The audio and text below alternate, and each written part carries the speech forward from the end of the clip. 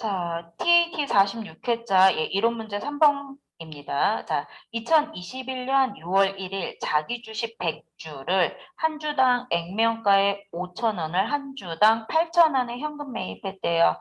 자, 6월 1일 자기 주식 들어옵니다. 대변으로 내가 취득을 합니다. 자산의 성격과 유사하지만 외부에 보여주는 왜곡 때문에 그렇게 표시하면 안 된다고 했어요.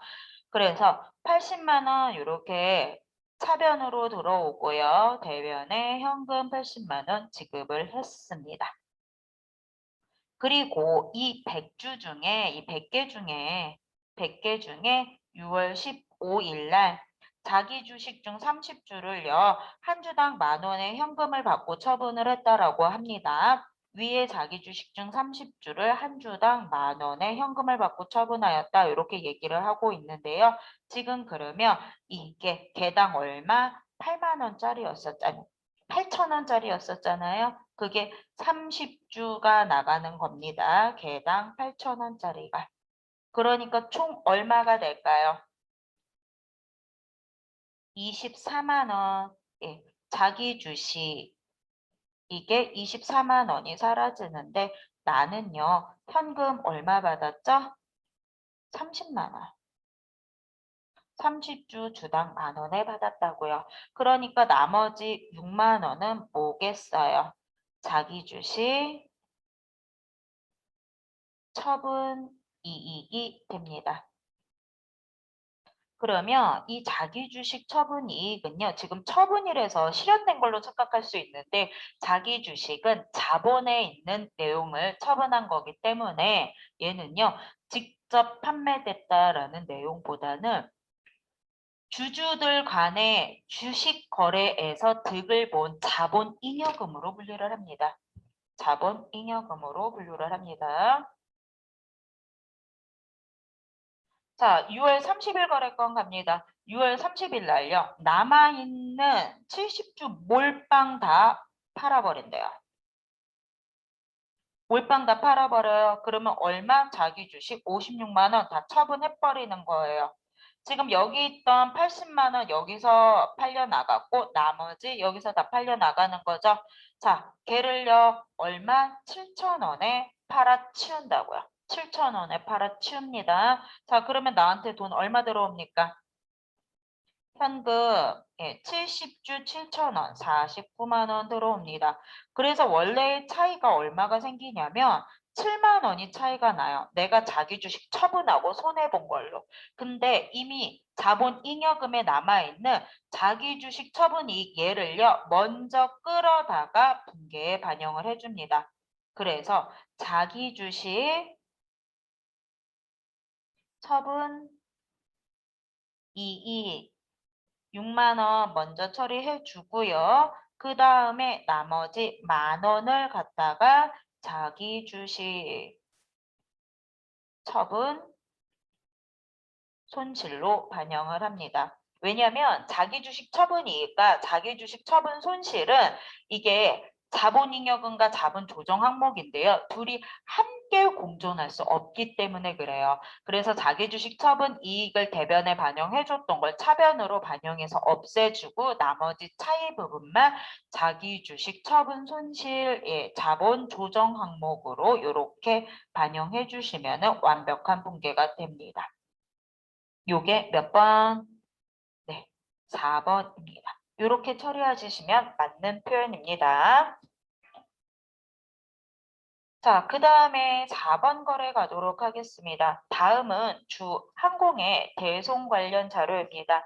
2021년 결산 시 손익계정에 계상할 대손 상각비 금액은 얼마인가 이렇게 되어 있네요. 예, 기초 매출 채권 400만 원, 기초 대손 충당금 4만 원, 회수 불능 매출 채권의 대손 처리 금액은 3만 원, 기말 매출 채권 680만 원, 대손 추정률 1%, 보충법 적용 이렇게 되어 있습니다. 자, 다음은 주항공의 대손 관련 자료이다 이렇게 되어 있는 부분. 손익 계정에 계상할 대손 상각비.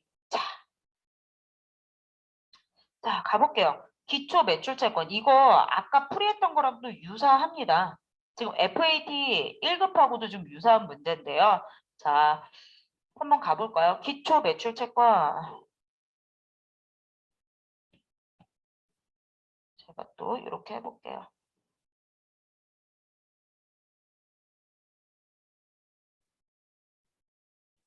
자, 매출 채권에 얘는 자산이기 때문에 차변에 있으면 증가하고 대변에 있으면 감소를 해요. 그리고 대손 충당금은요, 자산의 차감 계정이기 때문에 대변에 기록하면 늘어나는 형태고 차변에 기록하면은 감소하는 형태입니다. 자, 그러니까 기초 시작하는 애는 매출 채권은 차변에 기록이 되겠죠. 그래서 400만 원 이렇게 기록이 될 거예요. 대손 충당금은요, 여기에 기재가 될 겁니다. 이렇게. 자, 그런데 회수 불능 매출 채권의 대손 처리 금액이래요. 얘부터 갈게요. 자, 그러면 내가 이제 못 받아 매출 채권 그러면 감소하는 부분 대변으로 가자. 그래서 매출 채권 3만 원 이렇게 되고요. 자, 그런데 대손 충당금이 얘부터 끌어다가 없애준다 그랬죠? 그래서 대손 충당금 얼마 끌어갖고 와요? 대손 충당금 얼마? 3만 원 끌어갖고 와요. 그러면 대손 충당금이 여기에서 이렇게 감소가 되겠네요. 괜찮으세요? 그러면 대손 충당금 지금 남아있는 부분은 얼마? 대손 충당금의 잔액은요. 지금 1만 원만 남을 거예요. 괜찮으세요? 4만 원이 3만 원 상계되니까. 자, 여기까지 좋습니다. 다 그 다음에 갈게요. 기말에 블라블라 어떤 사건이 있는데 기말에 남는 매출 채권 걔가 얼마? 680만 원이래요. 680만 원이래요. 자, 그러면 얘 자체가 지금 자, 제가 여기에다 색깔 바꿔서 할게요. 지금 얘는요. 대손 충당금 설정 전에 자, 재무 상태표입니다. 제가 밸런스 시트라고 재무 상태표를 하기도 해요. 그래서 그냥 생략해서 BS라고 그냥 적겠습니다. 자, 매출 채권 680만 원 이렇게 되어 있죠. 자, 그런데 얘를요. 대손 충당금 설정을 하게 된다면 대손 충당금 설정을 하게 된다면 어떻게 되냐면 매출 채권 680만 원이고요. 여기에 대손 충당금 몇 퍼센트? 1%래요. 대손 충당금 1%. 그러면 얘가 얼마가 돼야 되냐면 6만 8천 원. 맞나요? 6만 8천 원이 돼야 돼요. 근데 여러분 여기서 간과하시면 안 되시는 게 여기 매출 채권 지금 대손 충당금 설정 전에 남아있는 얘 만 원, 얘 사라지는 게 아니라 여기에 대손 충당금 1만 원 요렇게 기재가 됐었어야 되는 거예요. 자, 그러면 이 만 원이 요 만 원이 6만 8천 원이 되려면 대손 충당금 분계 얼마를 설정을 해줘야 되죠? 예, 5만 8천 원을 설정을 해주면 됩니다. 아시겠죠? 그러면 얘는요. 어떻게 해줘요? 예, 여기에 12월 31일자에 대손 여기 대변에 대손 충당금 얼마? 5만 8천 원. 그리고 대손 상각비 5만 8천 원. 자, 올해 거래 내용 한번 쭉 볼까요? 여러분, 손익계산서에 반영될 대손 상각비 지금 여기 또 있나요? 없죠. 유일하게 기말에 설정되는 거 얘가 끝이에요. 여기 지금 중간에 회수불능 매출채권 얘는 전액 다 대손 충당금 금액으로 충당 처리가 다 돼버렸거든요. 그래서 정답은 몇 번? 3번이 되겠습니다. 자, 이렇게 여러분들 봐주시면 됩니다. 자, 그 다음에 문제 5번 가도록 하겠습니다.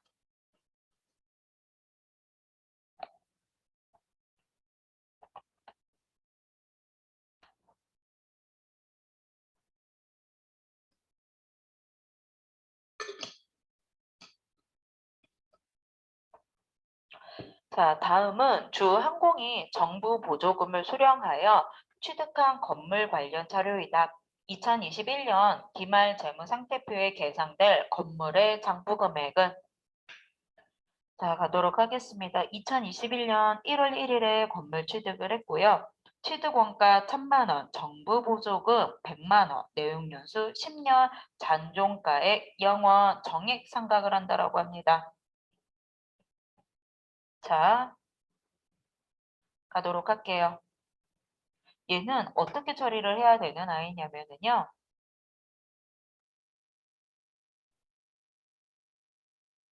취득원가 1,000만 원인데요. 지금 얘가 이 정부 보조금은요. 이 해당 건물의 취득원가를 차감하는 아이예요. 차감하는 아이입니다. 근데 이 취득원가 중에서요. 21년도 기말에는 무엇을 해야 되나요? 감가상각해야죠. 자, 1,000만 원에 잔존가치 없습니다. 그리고 나누어줘요. 내용연수 10년으로. 그렇게 되면 월 100만 원이 감가상각비가 됩니다. 여기까지는 좋습니다. 여기까지는 좋은데요. 자, 이 정부 보조금이 얘는 건물의 취득원가고요. 정부 보조금에 대한 감가상각도 함께 해줘야 돼요. 실은.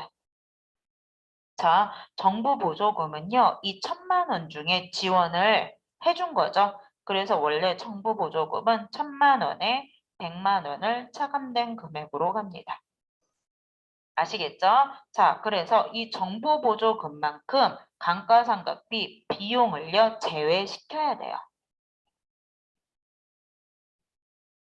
그러면 내용이 이제 어떡하지? 이 100만 원을 어떻게 감가상각해? 예, 100만 원을요 10년으로 감가상각하면 10만 원이 되겠죠. 이 100만 원 중 10만 원은 네 돈으로 산 거 아니고 정부 보조금에서 충당 처리된 거잖아. 그러니까 결국엔 비용 처리되는 건 얼마? 90만 원만 감가상각비 비용 처리해. 자, 이렇게 되는 분계가 반영이 됩니다. 제가 분계로 보여드리고 여러분들 요거 심플하게 처리하는 방법 알려드릴게요. 12월 30일에 감가상각비는요.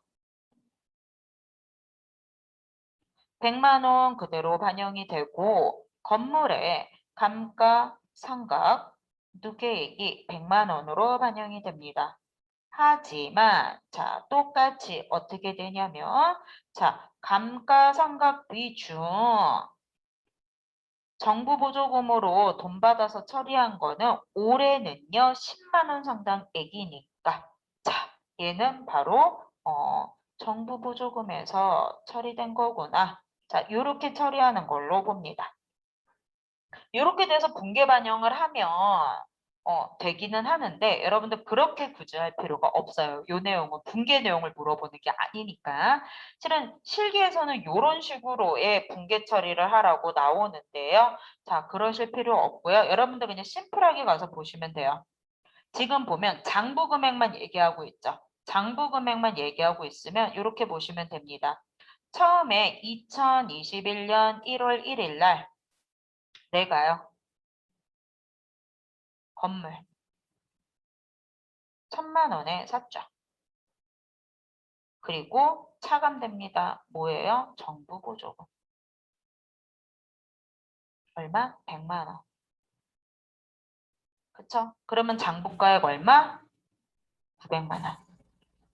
나는 지금요. 900만 원짜리 건물을 산 거예요. 괜찮으세요? 장부 금액이 900만 원이란 말이에요. 장부 금액이. 제가 빨리 푸는 방법 알려드리는 겁니다. 지금. 장부 금액이 900만 원이에요. 얘가 그냥 얘로 다이렉트로 감가상각하는 셈을 치시면 2021년 12월 31일 장부가액이 나오겠죠. 자, 900만 원 감가상각 10년 해버려요. 900만 원 감가상각. 그러면 당해년도 감가상각비 얼마 차감되죠? 90만 원 차감되죠. 그러면 나머지 장부가액은 잔액 기준입니다. 900만 원 빼기 90만 원 얼마 됩니까? 810만 원. 복잡한 구조를 굳이 도출할 필요가 없어요. 장부금액에서 그냥 10년 감가상각 해버리시라고요.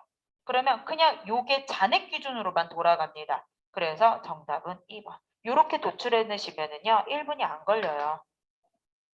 아시겠죠? 자, 6번 가도록 하겠습니다. 다음은 주항공의 유형자산 취득과 관련된 자료입니다. 이를 토대로 계산한 유형자산의 취득원가는 얼마인가? 자, 이렇게 되어 있는데요.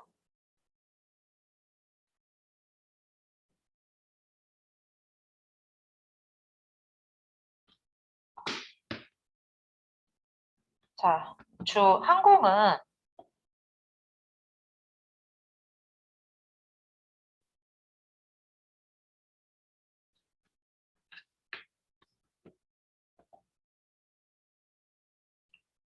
자, 1,000만 원 공사비, 사옥 신축과 관련돼서 너무나 당연해요. 이 1,000만 원 당연히 취득원가 가산됩니다. 신축 기간 중 거래은행에서 차입한 차입금과 관련하여 자본화될 차입원가는 100만 원.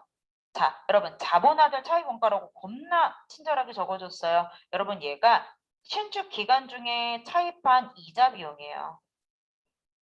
예. 자, 이자 비용이라고 할지라도 신축과 관련해서 돈 빌렸어. 그거에 대한 이자야 네, 원가에 가산하는 거 맞습니다. 자, 그 다음에 이 건물을 완성해서요. 취득세 납부했습니다. 얘도 취득시 부대비용 맞습니다. 지금 1억 100만 원, 50만 원, 1억 150만 원 전액 다 원가에 가산하시면 됩니다. 맞는 표현입니다. 이렇게 도출해내시면 돼요. 그렇게 어려운 문제는 아니었습니다. 자, 7번 가도록 하겠습니다. 다음은 주항공의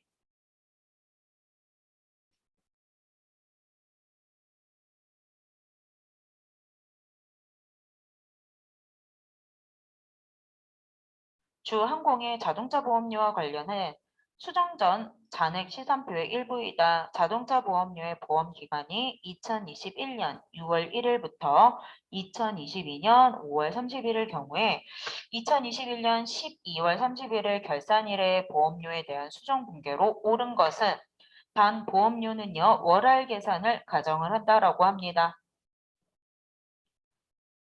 자, 지금 얘가 가만히 봤더니 보험료를요 비용 처리했네요. 240만 원.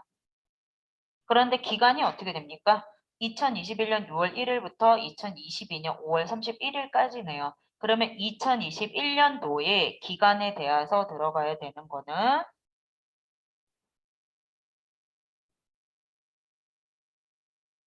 총 7개월치예요. 근데 얘는요, 이게 12개월치란 말이에요. 자, 240만 원 12개월치라면 월간 얼마? 20만 원입니다. 월. 그러면 나머지 5개월치는 올해 게 아니라는 거예요. 그렇지 않아요? 20만 원에 5개월치. 예, 20만 원 곱하기 5개월 하면 100만 원이죠. 100만 원에 대한 거는 올해의 보험료가 아니라 빼줘야 된다고요. 그러면 100만 원 지금 차변에 반영되어 있는 보험료가요. 대변으로 100만 원이 빠져야 되겠죠. 지금 다른 거 다 제끼더라도요. 예, 3번이 답이에요. 걔가 뭐예요? 자산의 형태로 선급 비용으로 회계 처리되어야 된다는 내용입니다. 요렇게 변경을 해주시면 맞는 표현이에요. 자, 그 다음에 갑니다. 8번 갈게요. 회계 정책에 대한 변경으로 옳지 않은 것입니다. 회계 정책. 회계 정책은요. 무조건 이렇게 해 이런 소리예요. 아시겠죠? 자, 그 다음에 갑니다. 자, 1번. 일반 기업 회계 기준에서 회계 정책의 변경을 요구하는 경우 회계 정책을 변경할 수 있다. 맞는 표현이죠. 그냥 맞는 말이에요. 예.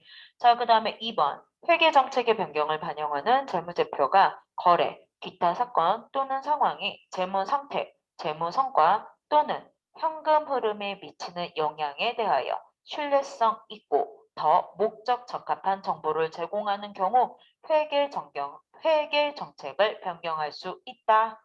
말만 들어도 맞는 표현입니다. 자, 그 다음에 갑니다. 비교 재무제표상의 최초 회계기간, 전의 회계기간에 대한 수정사항은 비교 재무제표상 최초 회계기간의 자산, 부채 및 자본의 그렇죠. 기초금액에 반영을 합니다. 자, 일단은 지금 1, 2, 3번 자체가 이게 맞나 아닌가 지금 판단하기가 조금 어려울 수도 있어요. 여러분 입장에서. 자, 4번 한번 볼게요. 회계 정책의 변경에 따른 누적 효과를 합리적으로 결정하기 어려운 경우, 자, 합리적으로 결정하기 어려운 경우에 변경된 새로운 회계 정책은요, 예, 소급할 수가 없습니다.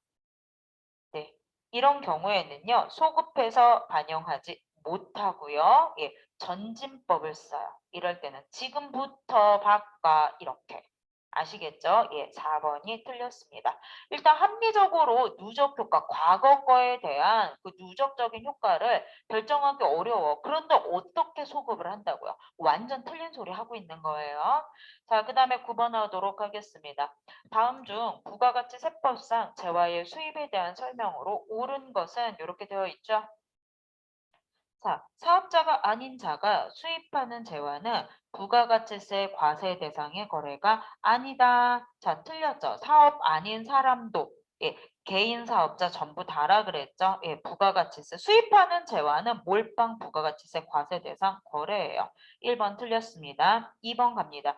미가공 식료품을 수입하는 경우, 여러분 미가공 식료품, 네, 면세로 열거되어 있죠. 국적 불문이라고 했습니다. 예, 미가공 식료품, 예, 국적 불문 면세라고요. 근데 먹지 않는 거는 식료품은 먹는 거잖아요. 예, 그렇게 봐주시면 되고요. 3번 가도록 하겠습니다. 수출 신고가 수리된 물품으로서 선적되지 아니한 물건, 여러분 선적이 돼야지 수출된 걸로 보는 거죠. 예, 선적되지 아니한 물품은 그냥 국내 물품이에요. 아시겠죠? 선적이 돼야지 수출이에요. 그리고서 보세구역으로 들어왔어요. 이런 경우 재화의 수입으로 보지 않죠. 네. 선적되지 않았던 물건이 보세구역으로 갔다가 다시 국내로 들어온다는 얘기예요. 선적이 돼야지 수출된 거란 말이에요. 3번도 틀렸습니다. 4번 갈게요. 재화의 수입 시 납세 의무자는 재화를 수입하는 자. 맞는 말이에요.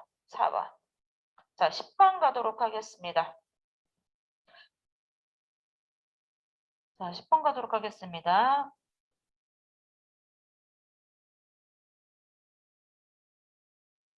자, 10번 가도록 하겠습니다.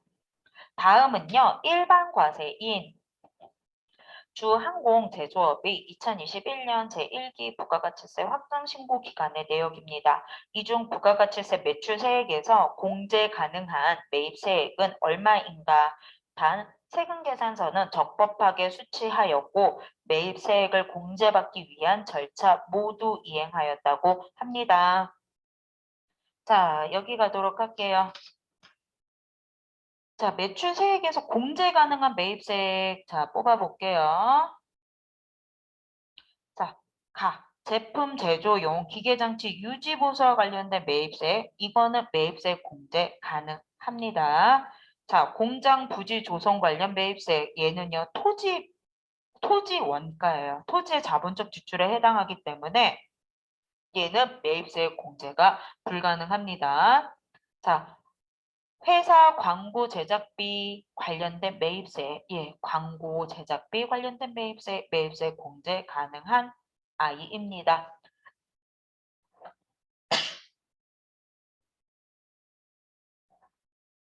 자, 그 다음입니다.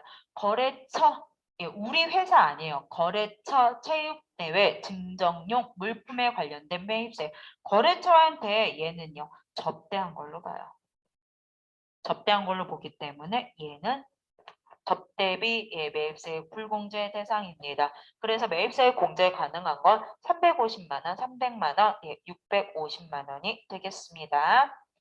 자, 11번입니다. 다음 중 부가가치 세법상 세금계산서 및 전자세금계산서에 대한 설명으로 옳은 것은 자,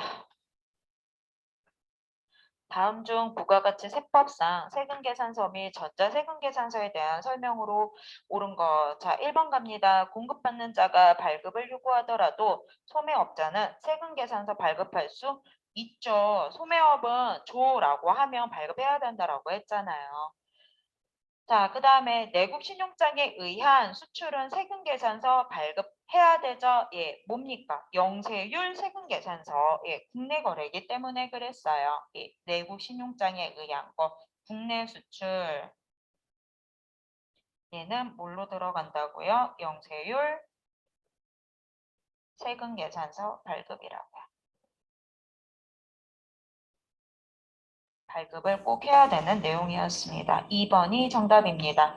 자, 3번 공급 시기 전에 세금 계산서 발급하고 그 발급일이 속하는 확정 신고 기한까지 대가를 받으면 해당 세금 계산서를 발급한 때를 재화 또는 용역의 공급 시기로 본다. 아니에요. 이거는요. 예, 확정 신고 기한까지가 아니라 원칙은요. 7일 이내에 대가를 받아야 돼요.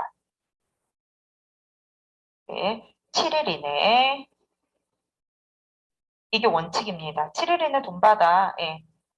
계약서라든지 이런 것에 명시가 되어 있다면 한 달도 괜찮아. 이제 이렇게 되어 있어요. 예, 원칙은 7일이에요.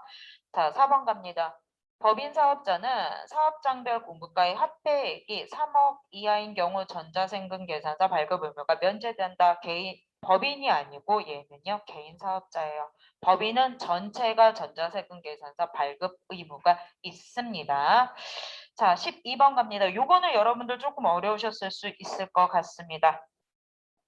자, 금융소득 금액이래요. 김한공 씨가 종합과세되는 금융소득 계산하라고 합니다. 자, 여러분, 종합과세되는 거 일반적으로요. 종합과세되는 거는요. 국내의 경우 원천 징수된 것들에 한해서 2천만 원까지는 종합과세되지 않습니다. 자, 근데 여러분 4번 다번 조심하세요. 외국 법인으로부터 받은 현금 배당금 원천 징수되지 않았다 그랬죠? 얘는요. 그냥 종합과세돼요. 예, 얘는요. 그 2천만 원 차감에 포함되지 않습니다. 그러면 2천만 원 차감되는 거를 계산하기 위해서는 제가 이거 색깔 바꿀게요. 그리고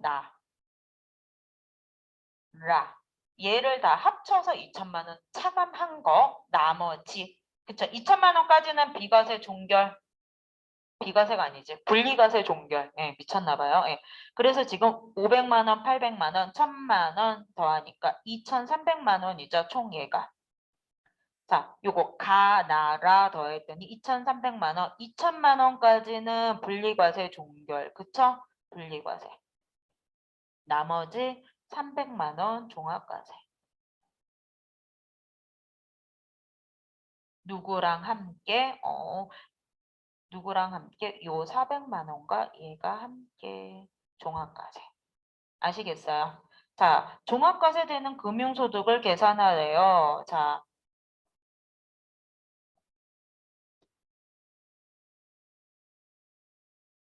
잠시만요. 좀 금액이 희한하게 나왔네? 내가 또 뭘 빼먹었나?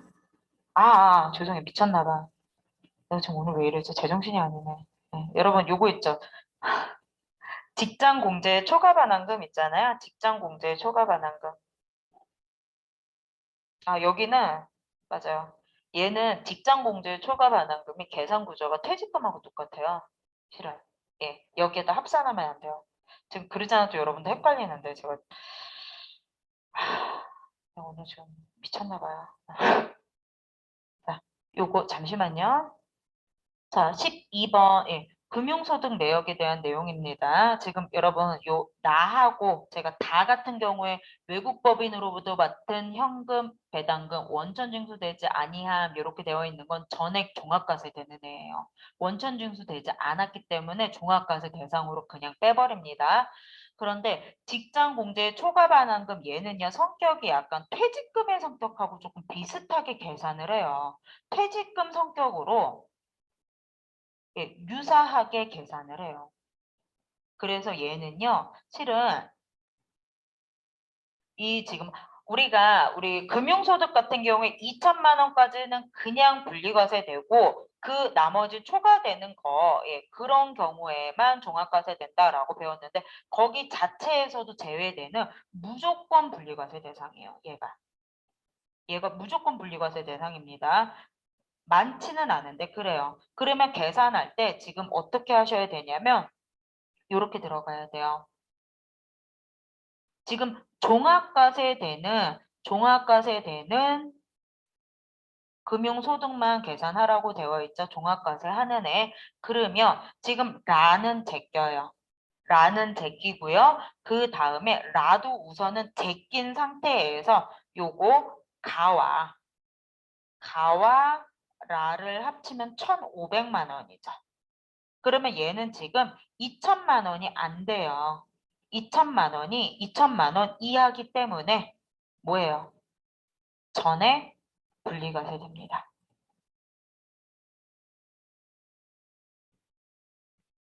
그렇기 때문에 지금 보면 종합과세 되는 거 유일하게 뭐만 남아있죠? 요거 400만 원. 얘만 남아있는 거예요. 그래서 답은 요게 됩니다. 요거는 내용이 여러분들 어려우신 내용이 맞습니다.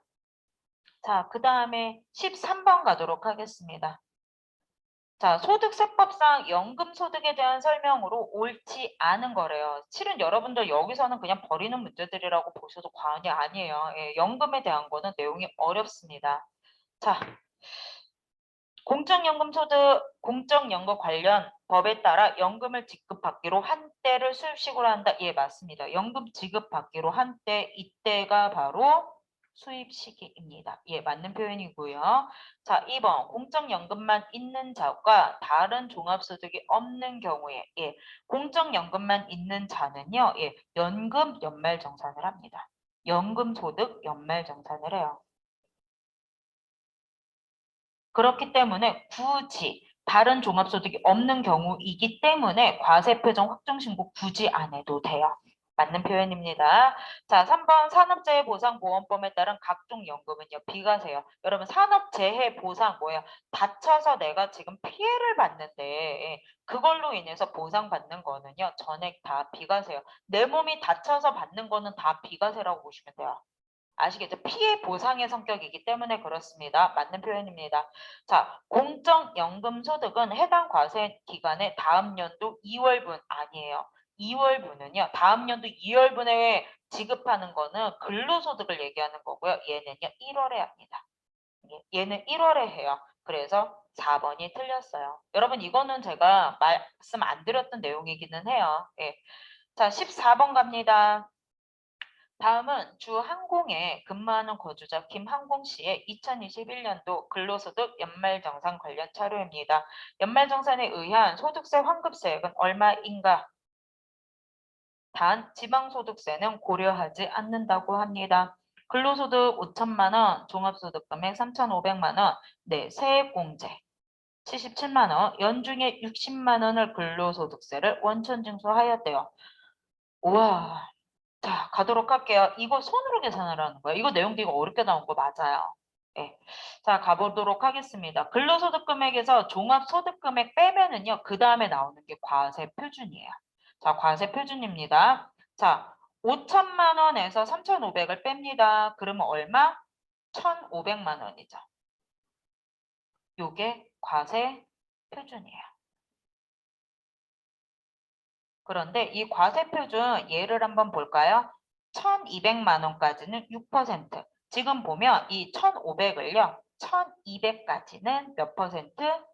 6% 세율. 지금 1,500에서 넘어가는 애 1,200만 원 중에서 1,500 기준으로 1,200만 원 빼고 나머지 300은요. 15%의 세율을 적용받는다는 얘기예요. 이렇게 쪼개집니다. 그래서 1,200만 원 6% 얘가 얼마냐면 얘는요. 얘가 72만 원이에요. 계산을 하면. 얘가 72만 원이거든요. 1,200 곱하기 6% 쳐보세요. 72만 원 그리고 300만 원 곱하기 15% 해주시면 얘는 45만 원입니다. 내가 납부해야 되는 세액은 72만 원 더하기 45만 원 117만 원인데요. 자, 이 중에 세액공제 얼마? 77만 원 빼주라고요. 세액공제 77만 원. 그러면 내가 지금 내야 되는 결정세액입니다. 결정세액 얼마? 40만 원이에요. 괜찮으세요? 결정세액이 40만 원이 나옵니다. 그런데 내가 납부해야 되는 세액은 40만 원인데 내가 연중에 얼마 냈대요? 60만 원 납부를 이미 했대요. 기납부세액 60만 원. 그러면 나는 돌려받을 금액이 총 얼마? 20만 원. 그쵸? 20만 원 소득세 환급. 연말정산에 의한 소득세 환급 금액 얼마? 20만 원. 괜찮으세요? 자, 그 다음에 마지막 15번입니다. 다음 중 소득세법상 종합소득 과세표준 확정신고에 대한 설명으로 옳은 것은 이렇게 됩니다. 자, 1번 비거주자는요. 종합소득이 있는 경우에도 확정신고 의무가 없다. 자, 비거주자? 예, 종합소득이 있는 비거주자도 확정신고 의무가 있어요. 비거주자는요. 국내 것만 국외를 상관하지 않겠다는 거죠. 자, 2번 갑니다. 사업소득만 있는 자가 해당 사업에서 결손이 발생하는 경우 소득세법 신고 의무가 없는 게 아니죠. 신고는 해야 돼요. 나 결손 발생했다라고. 아시겠죠? 자, 그 다음에 근로소득과 퇴직소득만 있는 거주자 확정신고하지 않을 수 있을까요? 그쵸. 왜냐하면 근로소득만 있어요. 종합과세 되는 거. 퇴직소득은 종합과세 안 되죠. 분류과세 되잖아요. 그러니까 확정신고라고 말하는 건 종합소득세 과세표준 확정신고라는 거잖아요. 근로소득만 있어요. 그럼 연말정산하고 끝내죠. 확정신고하지 않을 수 있습니다. 4번 갑니다. 연말정산 대상 사업소득만 있는 거주자는요. 확정신고를 해야 된다. 자, 연말정산 대상 사업소득 같은 경우에 사업소득에 연말정산으로 종결을 했으면 굳이 안 해도 돼요. 연말정산으로 종결을 했다면 굳이 안 해도 된다고요. 자, 이렇게 해서 15번까지 이론 문제풀이를 했습니다.